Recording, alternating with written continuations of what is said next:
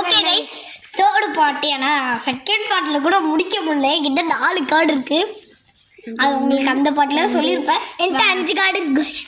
இவங்கிட்ட 5 கார்டு இருக்கு கைஸ். யார் ஜெயிக்க போகிறேன்னு தெரியல. இது என்ன 75 75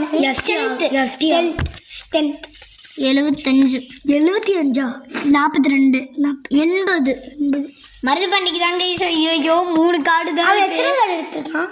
3 கார்டு தான் இருக்கு. இங்கே வருங்க 4 யான்ட்ட மேலே எத்தனை கார்டு? டே அப்படி காமிக்காத. இதில் 5க்கு மேலே இருக்குது. பாருங்க 3 தான். செத்துட்டேன். நான் செத்துல. இருக்கா போட்டான்டா. உன்கிட்ட இருக்கானா? இருக்கான்.